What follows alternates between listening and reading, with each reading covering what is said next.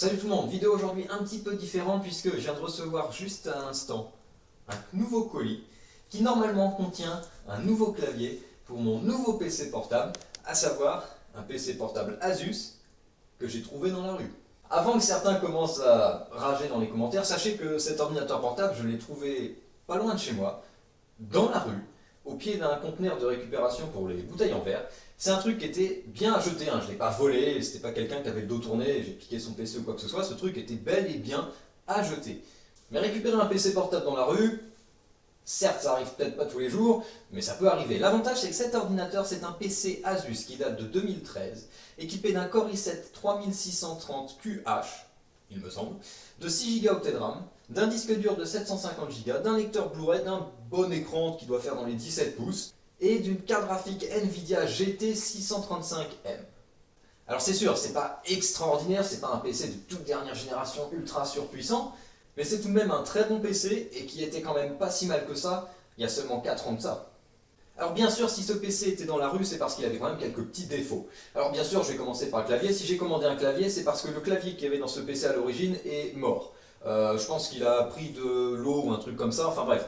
Il y a la moitié des touches qui ne fonctionnent plus, enfin de toute façon il manquait des jeux de touches. C'est une vraie catastrophe, c'est pas très grave.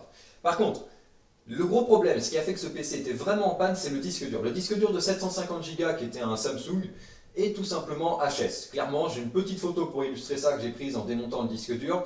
Il y a une des têtes de lecture qui s'est crachée sur le plateau, ça l'a rayé, bon le disque dur est complètement HS. Mais la particularité de ce PC Asus, quand le disque dur est HS comme c'était le cas avec celui qui y avait dedans, le PC ne vous indique pas que le disque dur est mort. Le PC ne vous dit pas qu'il n'a pas trouvé de périphérique pour démarrer. Le PC démarre, il y a plein de bruits qui viennent du disque dur, parce que forcément le disque dur est HS, ça tient comme ça pendant environ 30 secondes et il finit par redémarrer. Et ça en boucle, en boucle, en boucle. Alors que c'est juste un disque dur HS. Et mis à part le clavier et le disque dur, j'ai également un port USB 3.0, puisque ce truc-là est USB 3.0, j'ai un port USB 3.0 qui est également cassé. Ça, je vais le réparer. J'ai déjà dessoudé l'ancien port USB, il ne me reste plus qu'à en commander un nouveau et le ressouder. Sachant que ce sont des ports USB assez particuliers, donc il faut les faire venir de Chine, ça prendra au moins 2 semaines. Mais en attendant, j'ai un PC qui fonctionne avec un écran en parfait état, le châssis est également en très bon état. C'est génial. Donc tout ce qu'il me reste à faire, c'est installer ce truc-là et vous montrer le PC d'un peu plus près. Et voilà mon PC tout juste réassemblé, vous pouvez d'ailleurs voir le reflet de la caméra dans l'écran.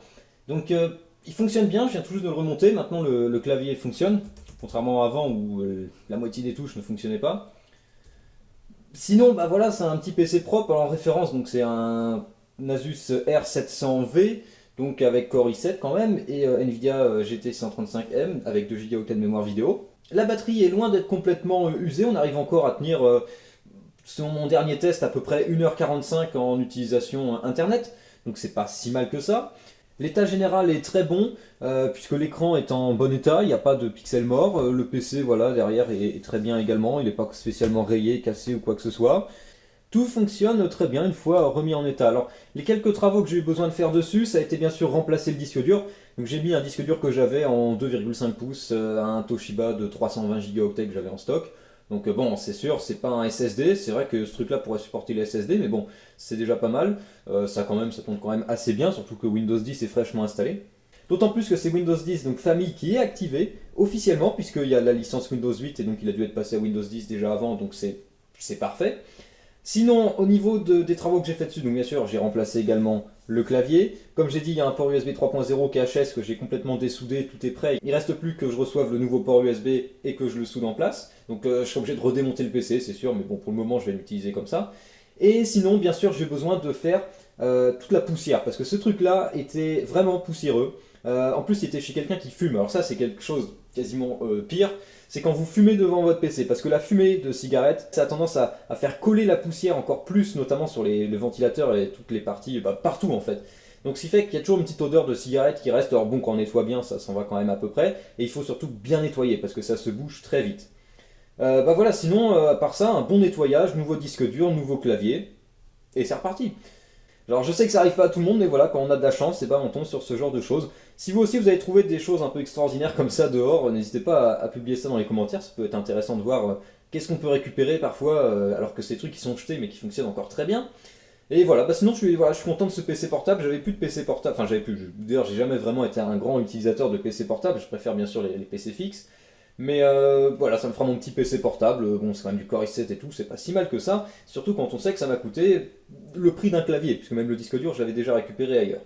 Le seul défaut, le seul petit défaut pour pas vous mentir, c'est qu'on a la grille pour le ventilateur ici, pour enfin, le radiateur pour le refroidissement qui est un peu pété. Il manque quelques lames.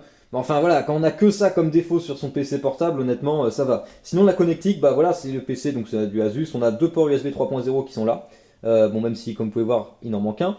Donc deux ports USB 3.0, de l'HDMI, du VGA, de l'Ethernet. Bien sûr, il y a du Wi-Fi intégré dans le PC. D'autre côté, donc on a le câble pour charger, le lecteur Blu-ray.